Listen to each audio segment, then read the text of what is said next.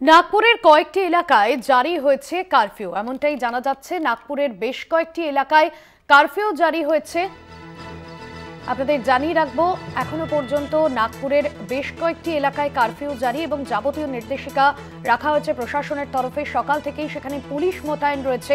ঔরঙ্গজেবের সমাধিকে কেন্দ্র করে উত্তেজনার জন্যই কারফিউ জারি করেন মহারাষ্ট্রের Nagpur police commissioner Rabindra Singhal. BNSS এর 163 ধারা প্রয়োগ করে কারফিউ জারি করা হয়েছে। নাগপুরের বিভিন্ন জায়গায় ইতিমধ্যে কারফিউ জারি করা হয়েছে। তবে যেমনটা জানা যাচ্ছে যে উত্তেজনাকে কেন্দ্র করেই মূলত এই কারফিউ জারি করা হয়েছে বলে জানা গিয়েছে।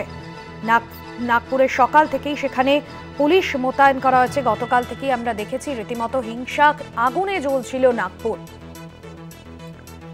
কলকাতা টিভির পলিটিক্যাল এডিটর আশিস চট্টোপাধ্যায় রয়েছেন ফোন লাইনে। আশিসদা, শান্তি বজায় রাখার আবেদন জানিয়েছিলেন মহারাষ্ট্রের মুখ্যমন্ত্রী এবং ইতিমধ্যেই নাগপুরে কারফিউ জারি করা হয়েছে। কি ছবি আজ সকাল থেকে? দেখো, একটা গুজব বা অসমর্থিত খবর ছড়িয়ে পড়ে যে কালকে হিন্দুত্ববাদী বিশ্ব হিন্দু পরিষদের ওই ধরনের বিক্ষোভ বা ঝামেলার পরে কোনো পবিত্র গ্রন্থের অবমাননা করা হয়েছে, এইরকম একটা খবর বা গুজব যাই বলো সেটা ছড়িয়ে পড়ে এবং তার ভিত্তিতেই উত্তেজনা হঠাৎ চরমে পৌঁছয় এবং দুই গোষ্ঠীর মধ্যে ইট ছোড়াছুড়ি ইত্যাদি চলতে থাকে। কিছু সরকারি গাড়িতে দমকল এবং কয়েকটি সরকারি গাড়িতে অগ্নিসংযোগের ঘটনাও ঘটে। মহল এলাকায়, নাগপুরের কেন্দ্রে অবস্থিত মহল এলাকায় এই ঘটনার উত্তেজনা এতটাই বাড়ে যে সোমবার গভীর রাত্রে শেষ পর্যন্ত বিএনএসএস ভারতীয় ন্যায় সুরক্ষা সংহিতার 163 নম্বর ধারা প্রয়োগ করে কারফিউ জারি করা হয়েছে।